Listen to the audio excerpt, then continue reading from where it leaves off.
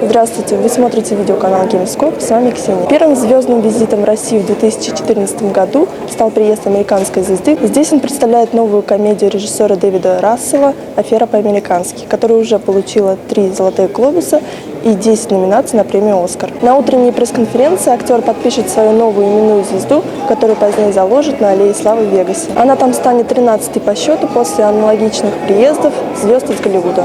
После чего Брэдли Купер ответит журналистам на вопросы о съемках фильма «Афера по-американски» и отправится на фотокол. Вечером его ждут встречи с фанатами, светская премьера и закрытая коктейльная вечеринка. Актер Брэдли Купер проводит в Москве всего 24 часа, но при этом у него не будет времени посмотреть город. Он прилетел в Россию со своей командой специалистов, разработал особую диету и специальный комплекс упражнений, чтобы подготовиться к новой роли. А далее вас ждет наша полная видеоверсия пресс-конференции с актером Брэдли Купером.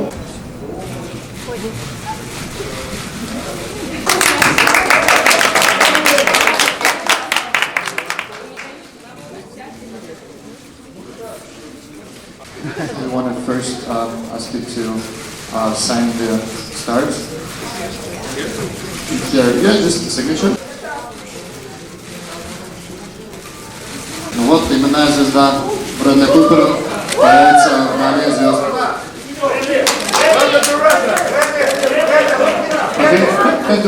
Спасибо большое. Добро пожаловать. Мы очень рады приветствовать вас в Москве в рамках тура поддержки фильма «Афера по-американски», который выходит в прокат 13 февраля. Скажите, пожалуйста, что для вас American Hustle? Это как фильм, что это такое? First of all, thank you for having me. It's a real pleasure to be here. I've never been to Moscow before, so thank you. I wish the rest of the cast could be here, but unfortunately you only have me. But I'm very grateful to be here. American Hustle, wow, it's an incredible film because of the director mainly. It's based on an incident that happened in the late 70s that was titled Abscan. And a writer named Eric Singer wrote a historical drama based on the incident, and that was the sort of piece that David O. Russell had taken and then created this entire world, which for him was all about these characters that were hungry for life, hungry to change who they were, to con however they could through their own world in order to get what they want. And that's sort of the idea of American Hustle, the notion that, you know, how do we survive? You know, I think Irving, played by Christian Bale, says the art of survival is a con that never ends. And for me personally, it was a wonderful experience to be able to work with David O. Russell again and Jennifer Lawrence, although even though we didn't really have scenes together, it's almost as if I've been working with him for 3 years straight, because we were editing Silver Linings Playbook and then we went right on to this movie. So it's been quite a ride. Thank you. We also have released Silver Linings. Oh, nice. Ну что ж, коллеги, давайте перейдем к вам тогда. Так, коллеги, я буду передавать микрофончик для вопросов. Представляйтесь, и затем следуют вопросы. First question is, how did you do with your character? He's funny, but he doesn't know about it. And the second question, about Robert De Niro and your, I like this moment in Actor Studio when you were so young, you were a star, and you just asked about his eyebrow. Yes. So, now you're a star, you're a man, and what was the weirdest question? You heard lots of questions. What was the weirdest question, and what question did you like more, the best? Wow, that's amazing that you remember that question. I field a lot of hair questions these days, based on curlers and how one curls their hair because of Richie Damaso. What was the first part of your question? So funny, but he doesn't know. Oh, right, yeah. Well, there's no irony. I mean, that's the thing about the characters in this movie. There's no sense of self-irony, that they're sort of understanding how, hopefully, hilarious they are to those watching them. And Richie Damaso is certainly a victim of it more than perhaps anyone else in the movie, because he really is this sort of 12-year-old boy who desperately wants to be a man and really doesn't have any means to go about becoming a man other than what he perceives as a boy. For example, he thinks that if he curls his hair, he'll be more like a man, the people that he idolizes. It's a sort of little personal backstory for him, is that he idolizes these black baseball players who, many of them did curl their hair as many other people did, but someone, for example, a pitcher named Doc Ellis would curl his hair. And for this guy, Richie Damaso, growing up with his mother in an apartment in Brooklyn, watching television, thought, oh, that's what a man is. So for us watching this, thinking this guy curls his hair every day, what the heck's going on? Hopefully it would be funny, but he doesn't see it as funny. He thinks it's cool. And then also, as he gets deeper and deeper involved into this world that these con artists live in, where they dress different than they are, and they act different, and he goes to Studio 54, and he starts to get a little bit excited and thinking, and a little puffy in his chest, and you see him making fun of Louis C.K., his superior officer, pretending to have sex with him, throwing him out and impersonating him and laughing. And that's right before his fall. It's sort of his highest moment, and then he just completely tumbles after that. So I think we're laughing at him laughing without him even realizing it. Yeah, that moment with Robert De Niro was a huge moment in my life, actually, because I was at school, and he was a huge hero of mine. He was somebody that really ignited a fire in me to become an actor by watching his films when I was a kid. So when he came to the school, I was beyond excited and terrified, because I knew that I had to ask him a question. I had so many to ask him, and I thought I have to raise my hand, and I was frightened. And I had this very specific question about awakenings, when his character is trying to get the permission to go outside, but the medicine isn't working anymore, and he starts to have this tick with his hand, so he makes up for it by trying to wipe his eyebrow, even though he's not really wiping his eyebrow. So that's the question I wanted to ask him, and I thought he may look at me like I'm crazy. But I asked him, and he answered it, and then he said, that's a good question, and that floored me. And I actually asked the school to send me a tape of it, because they didn't air that question. They only aired 3 of them. They aired it later. I think once that was on like Alias and stuff. But at that time they didn't air it, so it wasn't on the TV show. But they sent me this big master. Like if the camera was on top there, it was this huge wide, and I had him saying it, and I would watch it sadly and think about, okay, maybe I have a shot. So yeah. And in terms of an odd question that someone has asked me, I don't know. I think maybe just the hair stuff, maybe. Добрый день, здравствуйте. Обычно многие актеры добавляют свои реплики, свои фразы не по сценарию. Но, возможно, они остаются после монтажа. Вот в этом фильме есть такие фразы? И вообще, практикуете такую историю? Спасибо. I think you're speaking of improvisation. Yeah. It's a tricky thing to talk about improvisation in David O. Russell movies because there is a script that he wrote, and and there is a looseness on set, but it's not so much that we improvise, it's much more that he writes in the spur of the moment. He'll be right there. If you and I are doing a scene together, he'll be right next to the camera, wherever it is, and he'll be writing dialogue for us to say to each other in the moment while we're shooting. So that's not really improvisation because the writer is actually writing the dialogue. At the same time, he does work in a way that you sort of wind yourself up and almost get into some sort of trance state, we would call it. And you're just in this zone and you're flowing, and he sort of sets you off and it's spinning, and then you just sort of spin and things start to happen. So in that sense, improvisation occurs. But I would be reticent to say that it's a heavily improvised movie just because he's such a wonderful writer and there's so many great things that obviously are written. For example, when Rosalind talks about the nail polish and how it's being rotten, sweet and sour, and rotten and delicious and all that stuff. I mean, that's just great writing because it's so pertinent to the themes of the movie, and she's talking about nail polish.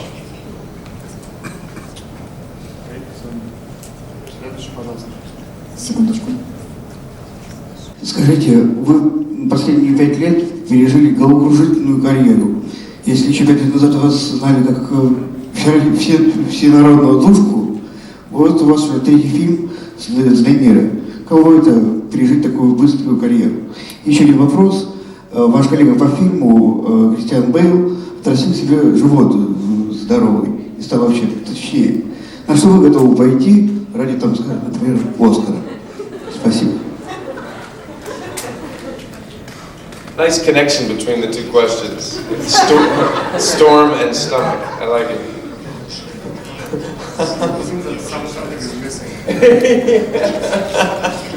Yes, let's talk about Christian's stomach in this movie. Where do I begin? He transformed physically in the movie, obviously, as we show in the first frame of the movie, where it's his belly before he gets dressed, just in case people didn't realize that it was him. And it's all about transformation too. You know, it's sort of in a meta way. You're watching Christian transform and put on this weight, as Irving, the character, transforms and puts this piece of hair on his head and dresses like an Englishman, even though he's from the Bronx. So it's all about facade in a way.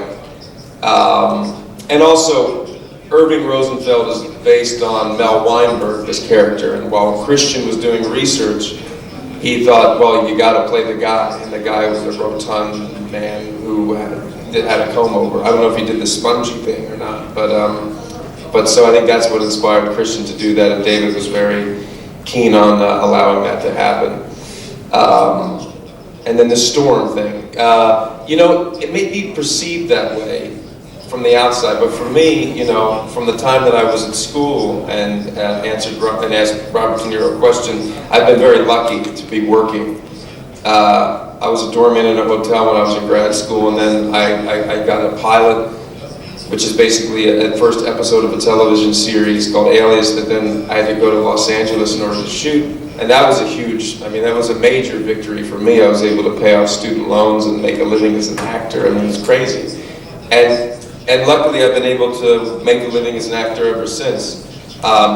Definitely with the Hangover movies, things changed. That's probably the moment where I thought, wow, things are changing. There's more opportunity. And then the biggest sign of that was probably this movie Limitless. So it's just been like a steady, and then Somebody's Playbook and Place Beyond the Pines, and you know, just basically getting a chance to do the things that I love, really, which is to work with the greatest directors that I love, and work with amazing actors.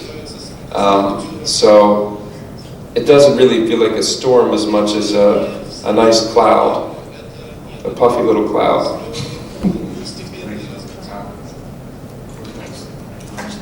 Брэдли, здравствуйте. Hi. Hi. Второй год подряд фильм с вашим участием номинирован на Оскар, принимает участие в премии. Вас лично это расслабляет или скорее мотивирует? И какие ваши личные прогнозы на будущую премию Мартовскую? Спасибо. You know, it's wonderful to be acknowledged 2 years in a row. It's actually quite insane for me to even think about it. growing up watching the Oscars and all, you know, I loved all that stuff as a kid, and even as an adult. And it really feels good to be recognized by your colleagues in that way. But other than that, I don't really think about it. I don't feel pressure. It's just excitement. I get to go that night and bring my friends and family and sit in that room, which is a thrill.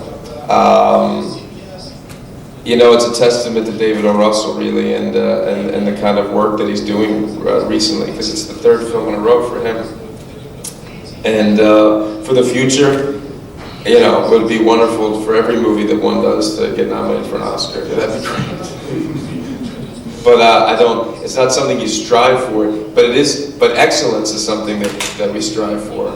And to make a movie that will have an impact. And these movies that are nominated seem to be a signpost for that when they're in that group.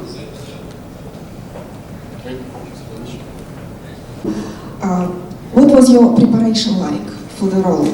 What did you have to learn to play this character? And the second question is about the sets. I know a lot of sets were built from scratch, and they were built in full, like Plaza Hotel. And which set was most helpful for you to go into character?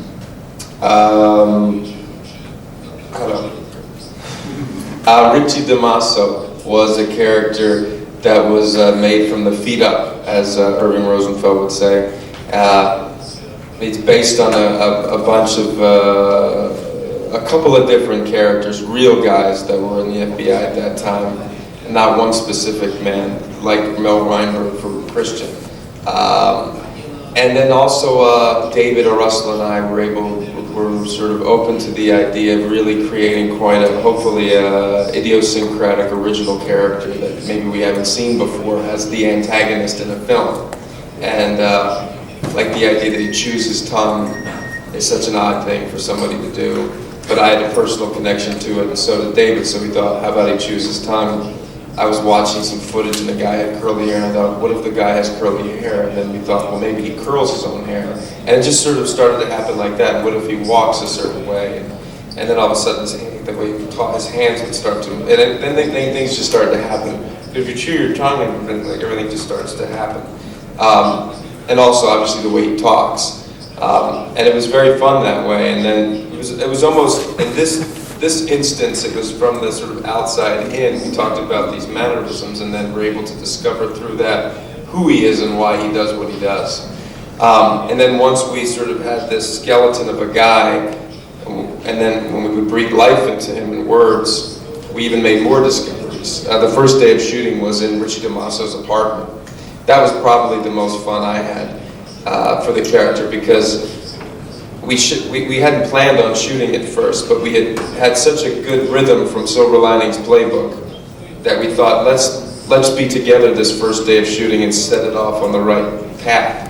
And the set hadn't been chosen yet or anything, and so we very quickly found an apartment in Boston, and we thought, let's put the dining room in the kitchen. So we put a dining table in the kitchen, and you see that he lives in this very closed-off space. We thought, well, maybe he eats in his bathroom because he can't stand being around his mother and his fiance. So he's eating chicken sitting on the toilet listening to a baseball game. And all those things just started to happen as we thought about this guy. And that was very fun because we had this set now to play in, which was actually a real apartment. Thank you. Well, first of all, thank you very much, brother, for coming to Russia. It's a great honor to have you here. Oh, thanks. And I want to ask you, your movie is called An American Hustle. What's so specific about America? Well, what will be there a difference if the movie will call something like Russian Hustle or something like that? How would it influence on your character, on the sentence or something like that? Thank you. Just off the top of my head, we probably would be speaking in Russian then, right? That's the one big difference. It's called American Hustle because it doesn't take place, it's based on an actual event that happened in the 1970s, the late 70s, 77, 78, I believe, where it was the biggest takedown at that time by government officials, by the FBI, who solicited the help of one con man and his associate, and later was seen as perhaps being an entrapment. And it's just coming off the heels of Watergate in Vietnam, where the country, the United States, was sort of starting to be a bit remiss with and less trustworthy of their own government. And so I think the title used to be called American Bullshit. That's what the Eric Singer title was. I think based on a book. I think a book was called that as well. Perhaps I could be wrong about that, but that was the original title. But we didn't know if that had a real ring to it when you're marketing a movie. So we thought, it's really hustle. They're all hustling each other. So we kept the American part of it because it's based on an actual event called Abscam that happened in the late 70s and just called it hustle instead of bullshit. Thank you very much. Yeah.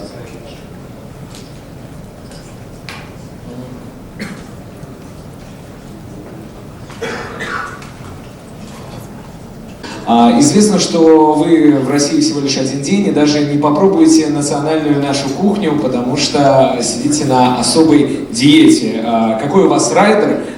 Интересно узнать. И второй вопрос, как вы на самом деле относитесь к журналистам, потому что многие журналисты бывают себя ведут очень скандально, как, например, недавно вам упал в ноги один украинский журналист. Что вы ему сказали после этого? Hello. We're doing this movie called American Sniper, and it's based on a real guy named Chris Kyle, who was quite a big guy, and so I'm just trying to gain as much weight as I can because we start shooting soon, so I just have to eat many, like 5,000 calories a day, so that's why I'm eating a lot of food. That's the one answer. Very interesting. Yeah, the guy, I didn't know he was Ukrainian. I didn't know, he was actually, it was a nice moment. He sort of hugged me and it felt nice. And I was having a conversation with my buddy and then when I was ready for him to get off, I just sort of unhooked his arms and picked him up. And I said, thank you. And that was it. I think that he wanted it to be maybe something more than what it was. So maybe the fact that I let him do it for so long. No, but I think he actually was like, why isn't anything happening? Because he was holding on. I was just sort of standing there for a while having a conversation. Yeah. But I have to say, his energy wasn't hostile. I think that, you always can feel somebody's energy, and it was kind of kind, and just thank you, and carry on. Yeah. Вот этот фильм о мошенничестве. А вам в жизни приходилось когда-нибудь по-крупному обманывать, возможно, режиссера ради роли? Спасибо. Fraud a director.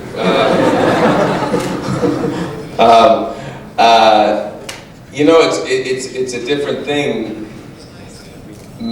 Hustling, it's a frequent question that we get in terms of what do you have to do hustle in your life. The theme of the movie really is not directly related to what it is to be an actor, because going into a movie that it's a manifestation, that it's a manipulation, you're watching a two-dimensional story, and the only way to make that have any sort of resonance is to actually believe it. So all we do is strive to find truth and to be real and to make connections so it actually is coming from an actual real place in us. So it's sort of the opposite. There's no conscious hustling because you know what the hustle is. The hustle is we're trying to tell you a story and we want you to be affected by it. If we were hustling you, we would try to make you think that it was real life and not a story. Yeah. So yes, I fraud directors. So I got only two questions for you, because we all know that this film is already nominated for Oscar. So first of all, do you expect Oscar this time, actually? That's the question.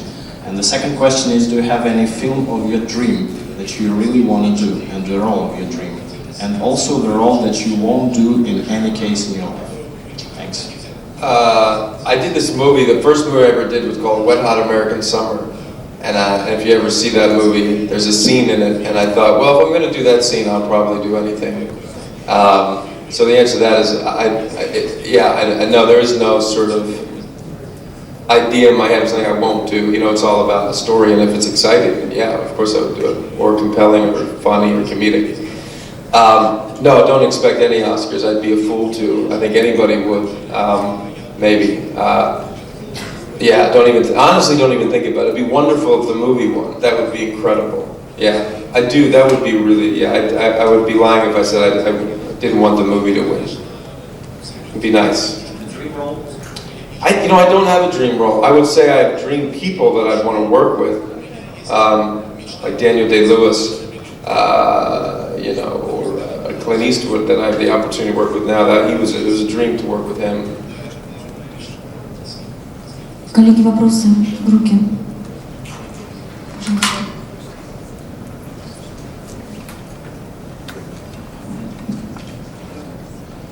Hello, Bradley. Hello. I have a special task here. You know that I bet with What's my... that in your hand there? Yes, I bet with my friends Uh-huh. and with my colleagues that I can give you here. They don't believe, but I hope you will. I will try to do this. I have cucumbers, Ukrainian cucumbers. And I want to give it to you because it is from my grandmother. Okay. And yes, she's a real fan of your actors, of your actor. Yeah. Can I give you this cucumber if I can? If I can, yeah. Yeah, I'll definitely take it afterwards. Oh, you want me to do it afterwards? We can do it. Give it to me.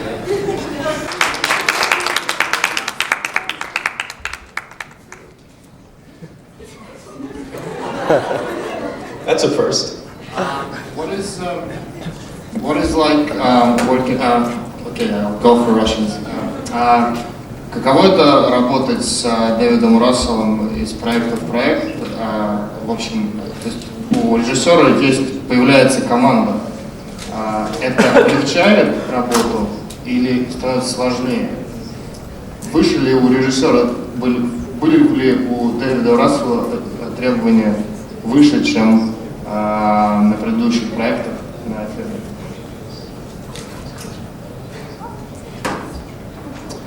I love working with, I think it definitely makes it easier being able to work with somebody that you feel comfortable with. I think it was, you learn a lot each time you work, each day you're with somebody, and I think the fact that we had gone almost 3 years consecutively working together almost every day because of the editing process of Silver Linings Playbook, you just get to know somebody, and he and I share a real sensibility in so many ways, and we were able to communicate, I think, at this point without much dialogue. So just in a gesture, I can see him off camera and I know exactly what he wants. It's kind of a beautiful thing to feel like you can be somebody's sort of soldier on the field.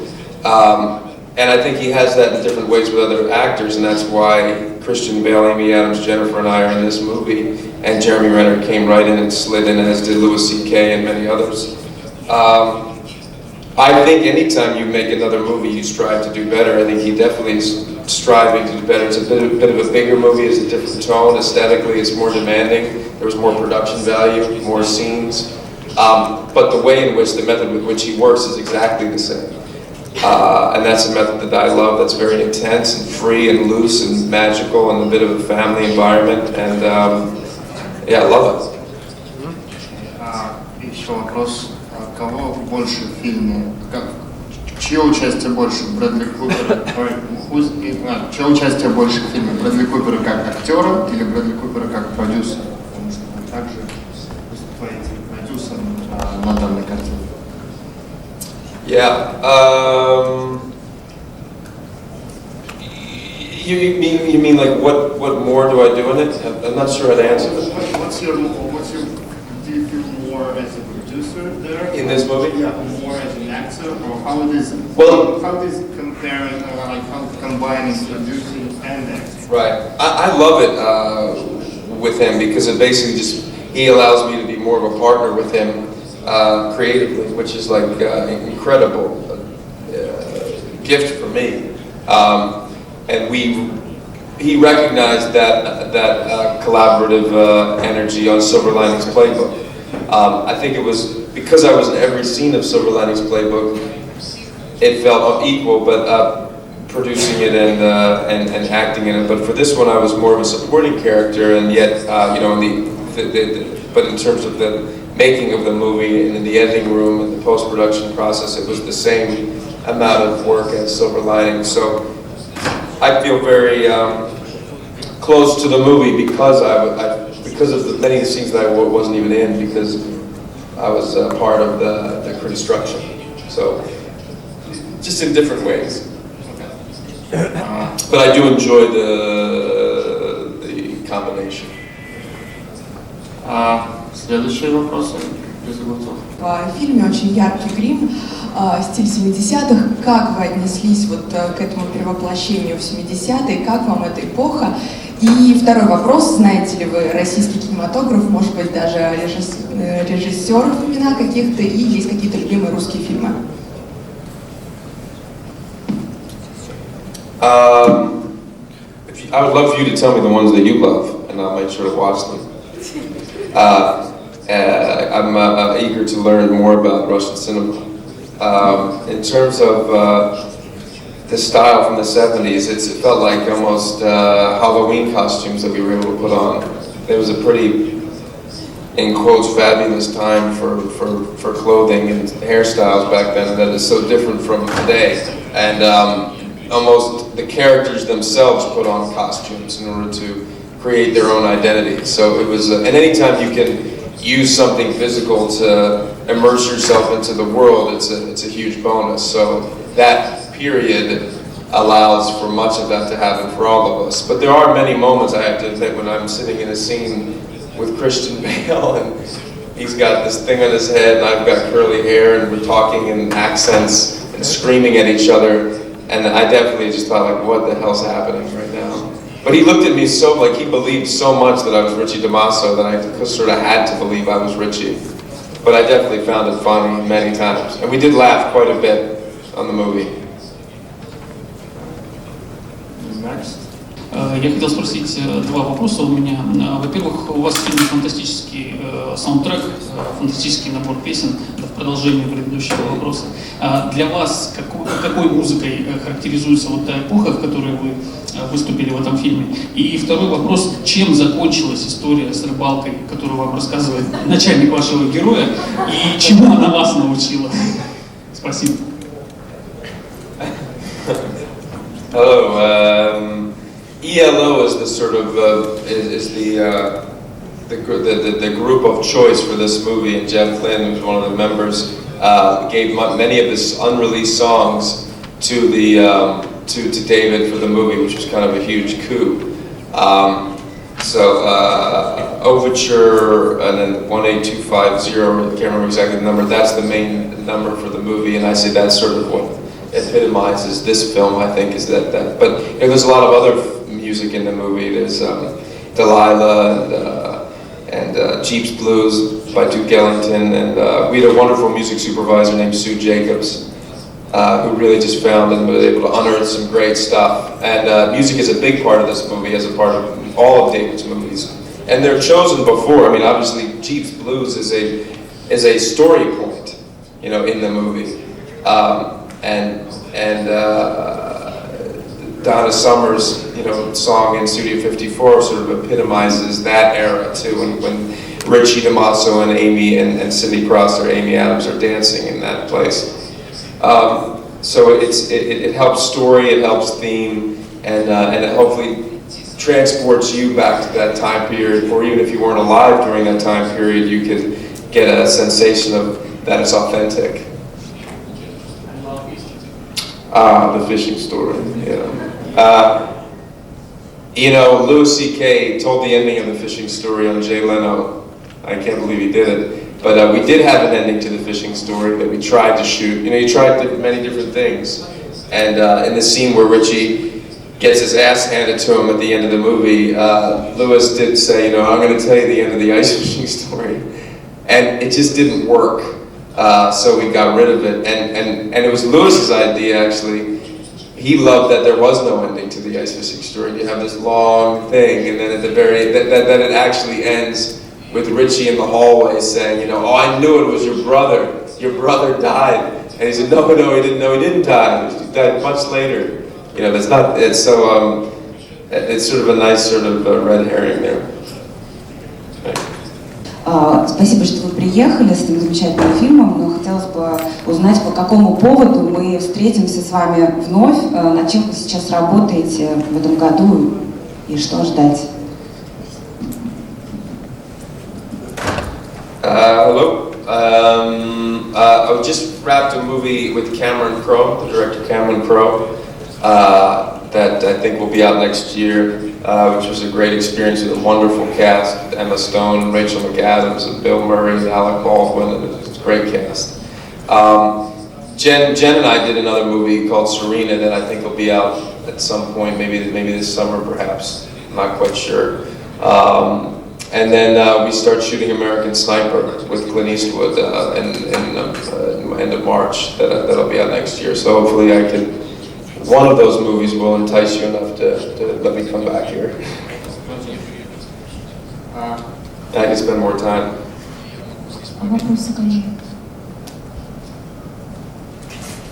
Вопрос вроде про ваш стиль. В фильме прекрасно выглядели с накрученными волосами.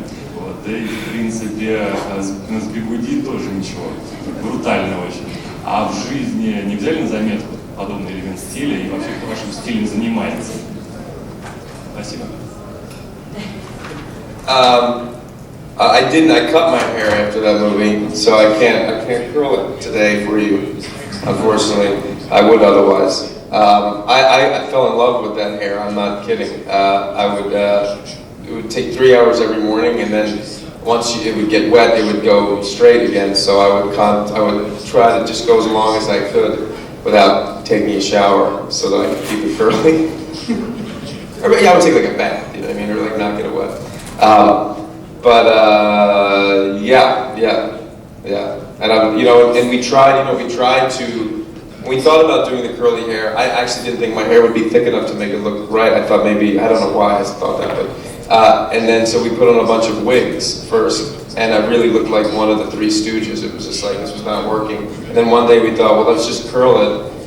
And that's why we didn't get the perm, actually, because we thought, let's curl it, see how it looks. Because if I got a perm, it would be, at least, I don't know, maybe it stays for until you cut it, I guess. So we curled it, and then right away, there was the character.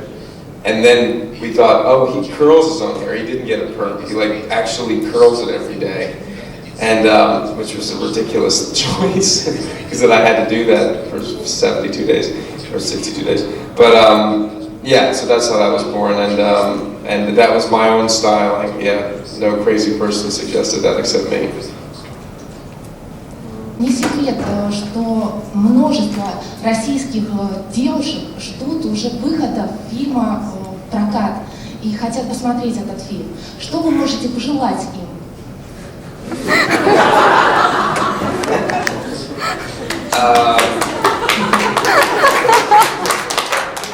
I hope that they enjoy it and that it was worth the wait. And I hope there are many, many, many girls in this country, so a lot of people will go. A couple of times, yeah. Следующий вопрос.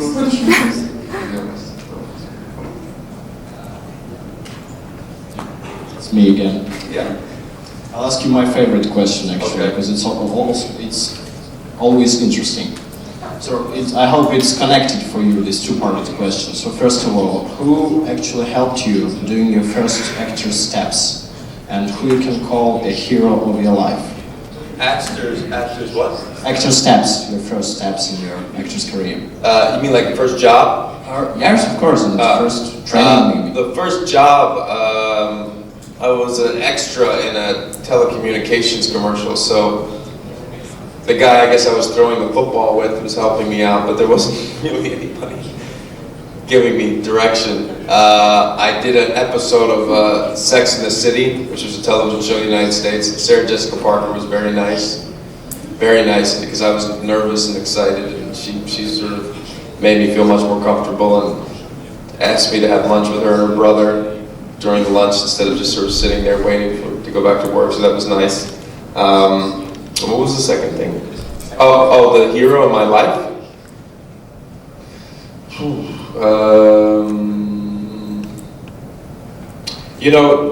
Not a hero in my life, but a hero in many ways, I have to say, was Philip Seymour Hoffman. I've really admired him since I was he came to our school like Robert De Niro did. And it was right after he had made that movie Flawless with Robert De Niro. And and he was incredible. And I've sort of, I watched him on stage many times, and saw him do True West, and I was blown away by that. He and John C. Reilly changed roles every night, which was incredible feat for both actors. And then he also was incredible in Long Day's Journey into Night with Brian Dennehy and Vanessa Redgrave, and all his movies. And he came to see the play I did. I was on Broadway 6 years ago, and I remember he came back and said nice things, and it sort of floored me. And then I had just seen his movie in Utah, and I'd always sort of been in awe of him. And quite, and I have to say, like a bit of a hero in the acting world. And I think he was for many, many, many, many, many people. So it's a real tragedy. Я знаю, что в университетские годы вы писали работу по Набокову, по Лолите. Скажите, пожалуйста, почему ваш выбор пал именно на это произведение? И, может быть, была у вас мысль сыграть Гумберта когда-нибудь? Вот. И, может быть, любите ли вы кого-то еще из наших российских писателей? И второй вопрос. Насколько я знаю, в Москве вы впервые. Может быть, у вас уже есть какая-то программа минимум, куда сходить, что посмотреть? Вот что больше всего хочется увидеть у нас в стране? Unfortunately, I'm only here for one day, so there's nothing. And I think we'll go to a restaurant tonight. That's about it. Vladimir Nabokov was a writer that I read in college, and was blown away that he was writing in his third language, Russian being his first, and then French was his second language, English was his third. And he was such a master of English and the ironies of wordplay, and so funny. The comedy in that novel is incredible, married with the drama, much like this movie, actually, and what David loves. And I honestly, it's like some things, when you listen to a music or a band. I remember the first time I heard Radiohead, I couldn't listen to any other band for 6 months. I just listened to Kid A, and that was what it was like when I read him. I just couldn't read anything else. I just read Pale Fire and Kid A and Speak Memory, and so many other things, and I was just sort of blown away by him. So when it came to write a thesis, and I had also really thought it was interesting when I read his screenplay that Kubrick made, but really kind of abandoned, but he still had the credit. But the movie Kubrick made wasn't at all what Nabokov had written. I know it's Nabokov or Nabokov, but I like that. But I say Nabokov, yeah. But what is it technically? It would be Nabokov or Nabokov? Nabokov, right? You have to stress the second, yeah. But Sting did the other one. Anyway, so sorry, total tangent. So I chose to write a thesis on the adaptations of his novel, the Adrian Lyne movie, and then Kubrick's film, and then the screenplay. And I just thought that was very interesting. And I think James Mason is the ultimate Humbert. So I can't even. And Quilty, Peter Sellers' Quilty is just unmatched. So yeah, I would never think of doing that again. Вы планируете вернуться на сцену театра. Правда ли это? И как вы планируете совмещать вашу активную актерскую деятельность и театральную? Спасибо.